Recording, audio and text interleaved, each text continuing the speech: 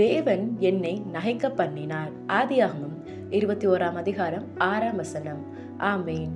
இன்னைக்கு நம்ம இந்த வீடியோல நகைப்பை குறித்து தாங்க பார்க்க போறோம். சிரிப்பிலேயே 2 விதமான சிரிப்பு இருக்குங்க.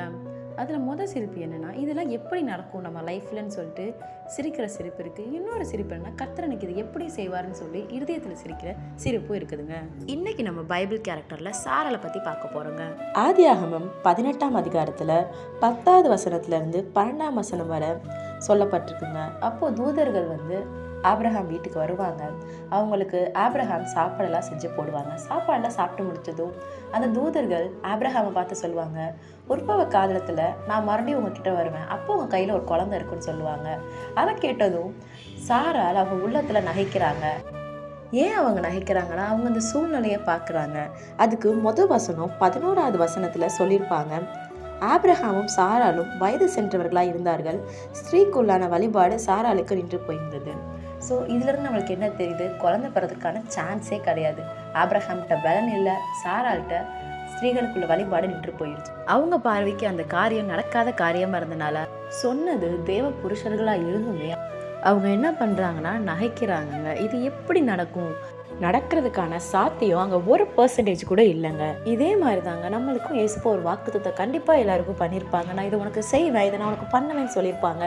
ஆனால் அதுக்கான சுச்சுவேஷன் நம்மளுக்கு எதிராக இருக்கனால நம்மளே நிறைய டைம் ஏசப்பட்ட இது எப்படி ஏசப்பா ஆகும்னு சொல்லி நம்ம நிறைய கொஸ்டின்ஸ் கேட்டிருப்போங்க.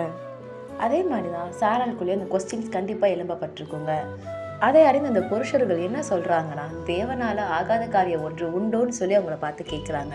அதே மாதிரி தாங்க ஏசப்பா இப்போ அவங்கள பார்த்து கேட்குறாங்க, என்னால் ஆகாத காரியம் எது உண்டோன்னு சொல்லி கேட்குறாங்க.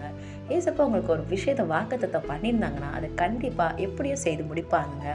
ஸோ நீங்கள் எந்த ஒரு சந்தேகமும் இல்லாமல் நீங்கள் கர்த்தரை முழுமையாக நம்பும்போது கர்த்தர் கண்டிப்பாக உங்களை நகைக்க பண்ணுவாங்க. அந்த நகைப்பு எப்படி இருக்குன்னா, நீங்கள் அப்படியே ஆதியாகமம் 21ஆம் அதிகாரம் 6ஆம் வசனத்தை பார்த்தீங்கன்னா, அப்பொழுது சாராள், தேவன் என்னை நகைக்க பண்ணினார், இதை கேட்கிற யாவரும் என்னுடனே நகைப்பார்கள்னு சொல்லி அவங்க சந்தோஷமாக சொல்லியிருப்பாங்க.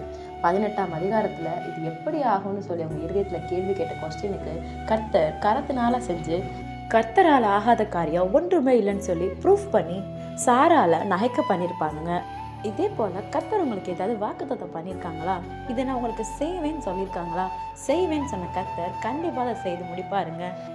ஏன்னா வாக்குத்தத்தம் பண்ணினவர் உண்மையுள்ளவருங்க. அவர் ஒருபோதும் வாக்கு மாறாதவராக இருக்கணும். கண்டிப்பாக சொன்ன வாக்கை நிறைவேற்றி எப்படி சாராளை நகைக்க பண்ணினாரோ அதே போல் சொன்ன வாக்கை நிறைவேற்றி உங்களை நகைக்க பண்ணுவாங்க. அதை நீங்கள் எல்லாரிடமும் சாட்சியாக சொல்லி சந்தோஷப்பட்டு மகிழ்ந்து களி கூறுவீங்க.